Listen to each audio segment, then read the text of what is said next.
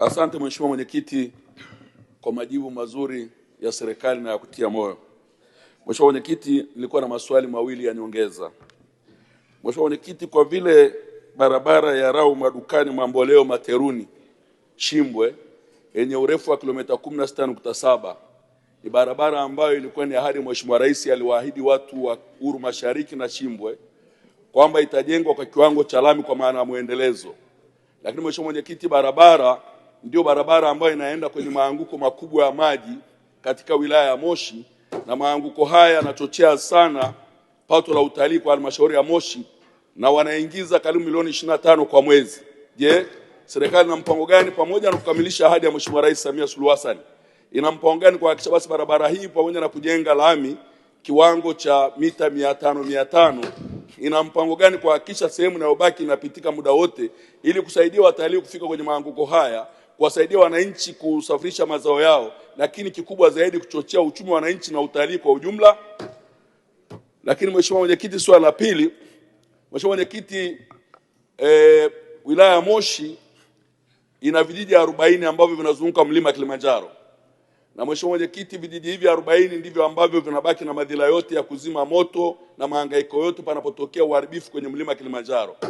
Je, serikali na mpango gani wa kutenga 20% mpaka 30% ya mapato ya KINAPA au utalii wa mlima Kilimanjaro kusaidia maendeleo ya vijiji 40 vinavyozunguka mlima, kama vile ujenzi wa barabara ambazo zimeharibika sana, lakini vile vile ujenzi wa vyoo katika taasisi za umma ambayo Mheshimiwa Waziri Mkuu Dr. Mwigulu Nchemba anapigia upatu kwa kiwango kikubwa kuhakikisha kwamba hakuna ukosefu wa vyoo katika shule za sekondari na msingi, lakini pia kukarabati shule za sekondari na msingi katika maeneo hayo. Mheshimiwa Mwenyekiti, hilo ndio swali langu la pili.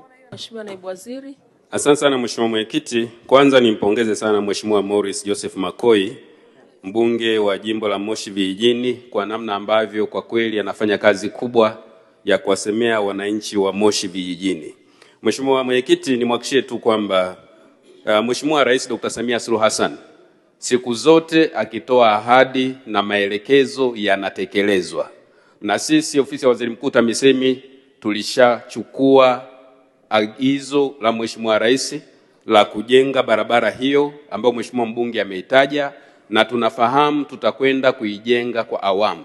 Na tayari hivi sasa tumeshaiweka kwenye vipaumbele vya wizara yetu kupitia TARURA kwa ajili ya kuanza ujenzi kwa awamu ili kuhakikisha kwanza wananchi wanapata huduma bora za usafiri na usafirishaji, lakini pili tunaendeleza na kuboresha huduma za utalii, lakini pia na huduma nyingine kama Mheshimiwa mbunge alivyosema. Kwa Mheshimiwa mbunge, niwahakikishie barabara hiyo ipo kwenye vipaumbele vya serikali. Lakini pili, Mheshimiwa Mwenyekiti, ni kweli kwamba mlima Kilimanjaro unazungukwa na vijiji hivyo takriban 40, na tunafahamu kwamba kuna mashirikiano kati ya wananchi lakini na taasisi za serikali na taasisi binafsi, na tunaendelea kuhakikisha kwamba kupitia TANAPA, kupitia Wizara ya Maliasili na Utalii tutaendelea kuongea nao na kuwasiliana nao kuona namna nzuri ya kushirikiana katika kuboresha mazingira ya huduma za jamii, barabara, lakini na mambo mengine kwa vijiji hivi ambavyo vinazunguka mlima Kilimanjaro.